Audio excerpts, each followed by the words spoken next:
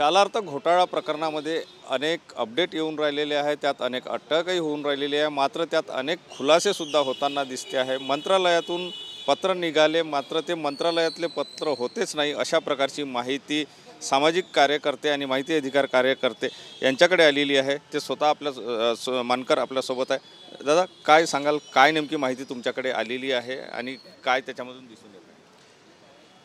मंत्रालयातील जे बनावट पत्र आहे या संदर्भात आम्ही पाठपुरावा करून त्याची मागणी केली आणि माहिती घेतली। मुळात असे कोणतेही शिक्षकांचे पदभरतीचे पत्र हे मंत्रालय प्रशासनाने, शालेय शिक्षण क्रीडा विभागाने कोणतेही पत्र असे निर्गमित केले नाही, परंतु असे बनावट आणि खोट्या पत्राच्या आधारे खाजगी संस्था चालकांनी पूर्व विदर्भामध्ये अनेक खाजगी शाळांमध्ये शिक्षक पदमान्यता मिळवून घेतली आणि त्या माध्यमातून कोट्यावधींची लूट, वेतनापोटी शासनाच्या तिजोरीची लूट त्या माध्यमातून होत आहे। या संदर्भात आम्ही अनेक तक्रारी शासन प्रशासनाकडे केली आहे।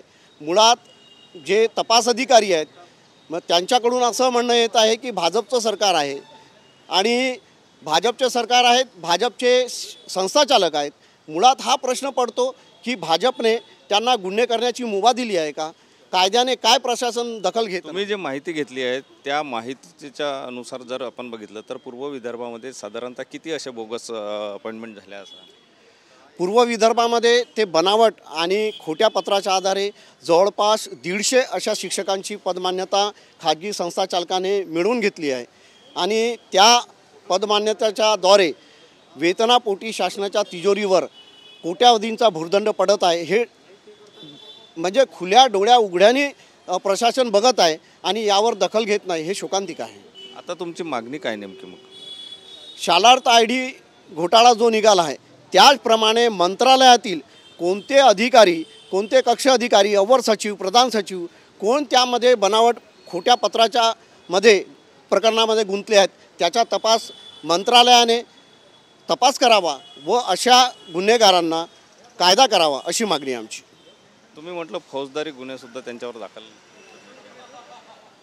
कारण की मंत्रालयातील बनावट खोटे पत्र ज्यांनी निर्गमित केलं आहे किंवा ज्यांनी वापर केला आहे, आता मुळात मंत्रालयाचा सहभाग आहे, मंत्रालयाने त्याच्यामध्ये दखल घ्यायला पाहिजे आणि अशा अपराध्यांना जे खाजगी संस्था चालक आहेत, अधिकारी आहेत किंवा मंत्री कुणीही असो ना, पण त्यांच्यावर कायदा करणे हा बंधनकारक आहे। अशी कायद्यामध्ये तरतूद आहे। गुन्हेगार कुणी असो सुटायला पाहिजे नाही, कारण की शासनाच्या तिजोरीचा भुर्दंड आणि खुली लूट हे उघड्या डोळ्यांनी राज्य सरकार पाहत आहे, हे शोकांतिक आहे। नक्कीच हे शोकांतिका आहे आणि शासनाच्या पैशाची लूट होत आहे ती थांबली पाहिजे असं माहिती अधिकार कार्यकर्त्यांकडून मागणी होताना दिसून येत आहे। कॅमेरामन साईसह सुनील ढगे, TV9 मराठी, नागपूर।